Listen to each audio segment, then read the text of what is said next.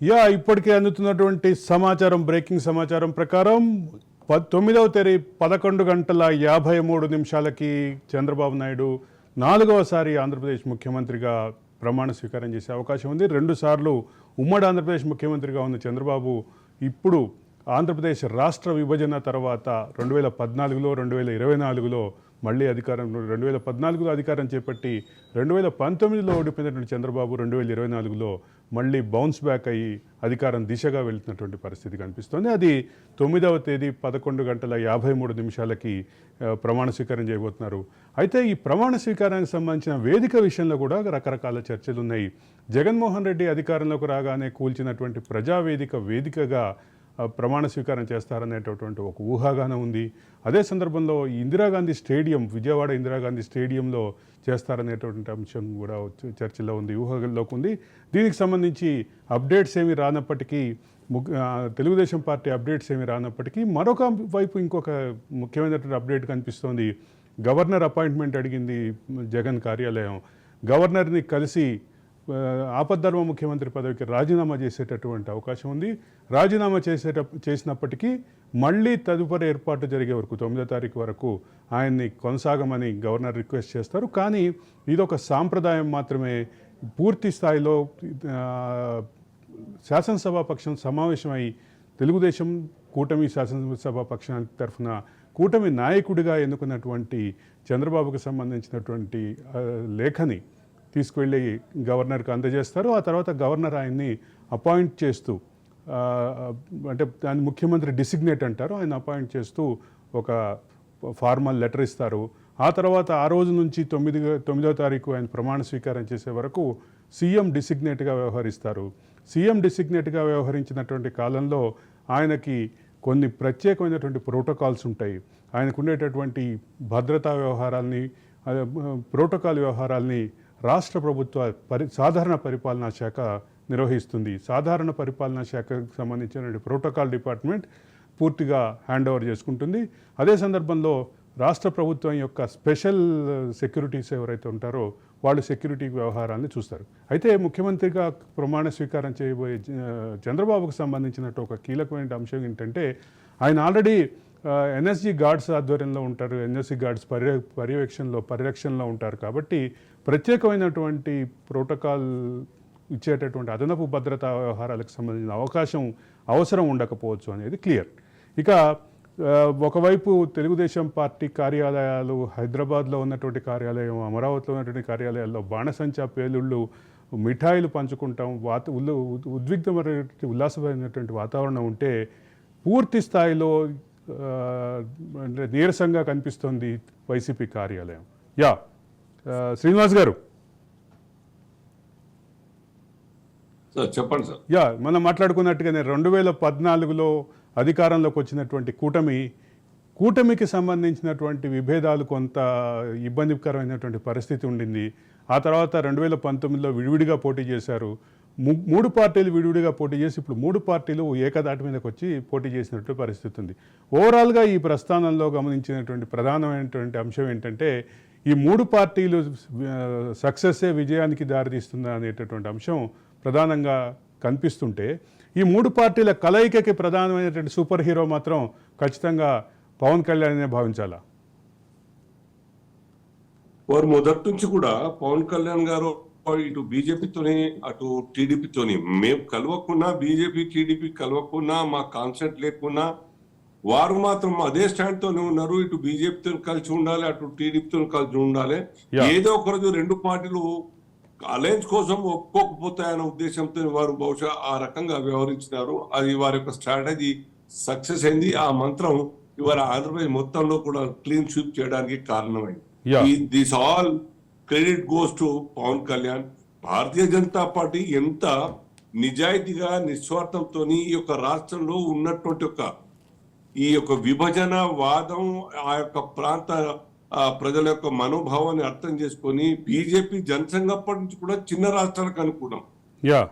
2003లో కూడా బీజేపీ 3 రాష్ట్రాలు ఇవ్వగలిగి ఇచ్చింది, ఎటువంటి ఉద్యమం లేకుండా, ప్రాణ నష్టం లేకుండా, ఆస్తి నష్టం లేకుండా.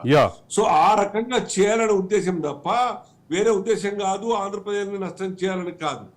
సంక్షేమం, అభివృద్ధి, పరిపాలన నాయకుడి మీద ఆధారపడి ఉంటుంది, పార్టీ యొక్క పనితీరును బట్టి ఉంటుంది తప్ప యా విభజన అయినంత మాత్రాన కొలాప్స్ అయితే కాదు. కానీ అవకాశం ఉన్నప్పటికి కూడాను, అభివృద్ధికి అచంచలమైనటువంటి ఒక అవకాశాలు ఉన్నప్పటికి కూడాను జగన్ గారు చేయలేకపోయినారు. యా జగన్ గారు పర్ఫార్మెన్స్ మీద మొత్తం దృష్టి పెట్టలేదు. ఏనాడు కూడా సీరియస్ గా ఆ యొక్క రాష్ట్ర డెవలప్మెంట్ కోసం పనిచేసినటువంటి దాఖలు కనవలే. కాబట్టే ఆ రాష్ట్రంలో కేవలం వ్యక్తి పూజ కోసమా మేము సర్కారు ఇక్కడ తెచ్చుకున్నది, అవుట్ ఆఫ్ 175 151 తెచ్చుకుని దానికోసమా? ఇది కాదు కదా. హౌస్ లో మాట్లాడుతుంటే గౌరవం లేకుండా, విషయం వినకుండా, అవకాశం ఇవ్వకుండా మార్క్స్ సర్టిఫికేట్ తీసేయడం, ఈ రకంగా అనేక రకాలుగా మరి ఆ యొక్క రాష్ట్రంలో చూస్తారు ప్రజలంతా కూడా. డెవలప్మెంట్ లేదు, అవినీతి, ఎమ్మెల్యేలంతా ఎక్కడికక్కడ దాదాగిరిలు మనం చూస్తాం. ఏ రకంగా ఇసుక కావచ్చు, మిగతా వ్యవహారాలు కావచ్చు, వైన్ సిండికేట్ కావచ్చు, ఏ రకంగా అసలు విచిత్రం ఏంటంటే ప్రపంచానికే డిజిటల్ ఇండియా భారత్ #1 ఆదర్శంగా తయారైంది. కానీ జగన్ గారి నాయకత్వంలోని ఎక్సైజ్ శాఖ మొత్తం కూడా నోట్లు మాత్రం ఎక్కడి నుంచి తీసుకున్నారు. వైన్ షాప్లలో, సర్కారీ వైన్ షాపులు, దాని అర్థం ఏంది? ఏమనుకోలే. ఏ ఒక్క బ్రాండ్ కూడా మార్కెట్ లో పేరున్న బ్రాండ్ వైన్స్ అక్కడ కనబడలేదు. అన్ని కూడా సబ్ స్టాండర్డ్ కంపెనీ తీసుకొచ్చి కమిషన్ల మీద డిజిటల్ డైరెక్ట్ ఖజానా సర్కార్కు పోకుండా ఈ యొక్క నోట్లు తీసుకొని ఆ బిజినెస్ మొత్తం కూడా వాళ్ళ మందికి మాగదులకు మరి లాభం చేకూరేలా చేసి ఇటువంటి అన్ని కూడా చూస్తారు జనం అంతా కూడా. అలాగే ఓట్ల కోసం, సీట్ల కోసం ప్రభుత్వ ఖజానాకు ఏ రకంగా స్వలాభం కోసం ఖర్చు పెట్టిన సంగతి చూస్తూ ఉన్నాం. ఏం పని చేయకున్న పిల్లలు, వాళ్ళకు యూత్ కి ఎంప్లాయ్మెంటో లేకుండా ఉపాధి పేరు మీద సర్కారీ స్కీముల ద్వారా సెటిల్ చేసే ప్రయత్నం చేయకుండా, మీకు నేను నెలకి ఇంత అమౌంట్ ఇస్తాను, మీరు వాలంటీర్స్ గా పనిచేయడం చెప్పేసి లక్షల మందికి ఆ రకంగా వారి యొక్క పనిని నిర్వీర్యం చేస్తూ, టాలెంట్ ని నిర్వీర్యం చేస్తూ ఆ గ్రామంలో ఉంచడం జరిగింది. ఇవన్నీ తప్పులు కావు. వారి యొక్క టాలెంట్ ని మరి ఎక్స్ట్రాక్ట్ చేసే పనిలో సర్కారీ కొలువులే కావచ్చు, ప్రైవేట్ లో ఉపాధి పొందడం కావచ్చు, లేకుంటే చిన్న చిన్న పరిశ్రమలు కావచ్చు, కుటీర పరిశ్రమలు కావచ్చు, ఈ రకంగా అనేక రకాలుగా చేస్తుండే. కానీ చేయలేదు జగన్ గారు. ఎందుకు? ఆ యూత్ అంతా కూడా తన ఎలక్షన్ లో పనిచేయాలి కాబట్టి రిప్రజెంటేటివ్ గా, అఫీషియల్ గా కాకుండా అన్అఫీషియల్ గా పనిచేయాలనే ఉద్దేశంతో 5 ఏళ్ల కాలం పాటు వాళ్ళకి జీతాలు ఇస్తూ వచ్చినారు. వాళ్ళకు లాభం జరగలేదు, వాల్యుబుల్ టైం వేస్ట్ అయిపోయింది, రాష్ట్రానికి ఏమి ఉపయోగం, ప్రొడక్టివిటీ లేకుండా పోయింది. కాబట్టి ప్రజలు తీర్పిచ్చినారు. మంత్రులను, మహిళల్ని, అందరినీ కూడా ఊడ్చి చేసినారు ఆ రాష్ట్రం. అయితే శ్రీనివాస్ గారు, చివరి మాట చెప్పండి. పెరిగినటువంటి ఓటింగ్ శాతం, మీ పార్టీ ఓటింగ్ శాతం, అదే సందర్భంలో పెరుగుతున్నటువంటి మీ సీట్ల సంఖ్య, ఇవి రెండు ఏ రకంగా మిమ్మల్ని రాబోయే కాలంలో నడిపించబోతున్నాయి? తెలంగాణ రాష్ట్రంలో మీరు ఎట్లా క్రియాశీల శక్తిగా కాబోతున్నారు?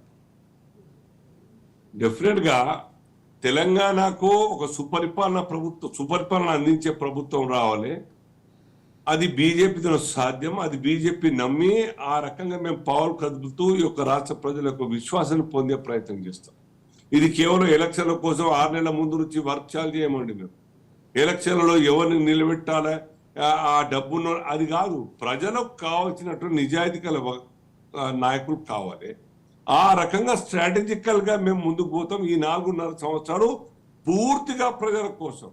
ఈ కాంగ్రెస్ పార్టీ యొక్క స్వార్థపర, అవినీతి, అక్రమాల సర్కారు మాట తప్పి ఈ యొక్క సర్కారును నడిపేటువంటి ఒక విశ్వాసం కోల్పోయినటువంటి ఒక కాంగ్రెస్ సర్కారును కూలదేసి ప్రజల ద్వారా మళ్ళీ భారతీయ జనతా పార్టీ గెలిచే విధంగా మేము పనిచేస్తాం.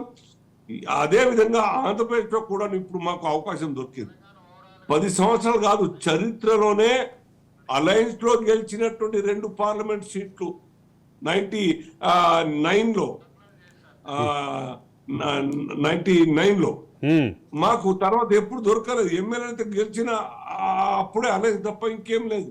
ఇండిపెండెంట్ గా గెలిచే అవకాశం అలయన్స్ కాలం రాకున్నప్పటికీ 10 ఏళ్ల తర్వాత ఇప్పుడు మళ్ళీ మాకు అవకాశం దొరికింది. మా పర్ఫార్మెన్స్ ప్రజల విశ్వాసం పొందడానికి హౌస్ ద్వారా మేము నిరూపించుకుంటాం. ప్రజా సంక్షేమం ప్రజా డెవలప్మెంట్ కోసం, ఆ రాష్ట్ర ప్రజల హితం కోసం గెలిచే సీట్లు మాకు తక్కువైనా 10 సీట్లలో 6 గెలిచినా 7 గెలిచినా మా వాణి ఆంధ్రప్రదేశ్ రాష్ట్రం కోసం, మా పని అభివృద్ధి కోసం పనిచేసి చూపిస్తాం. అదే మా లక్ష్యం ఈ యొక్క 2 రాష్ట్రాల్లో, అలాగే దేశవ్యాప్తంగా కూడా. యా, థ్యాంక్ యూ శ్రీనివాస్ గారు. మంచి గెలిచినటువంటి అంటే గెలుపు ఊపులో ఉన్నటువంటి మీరు మీ విలువైన సమయాన్ని మాతో పంచుకున్నందుకు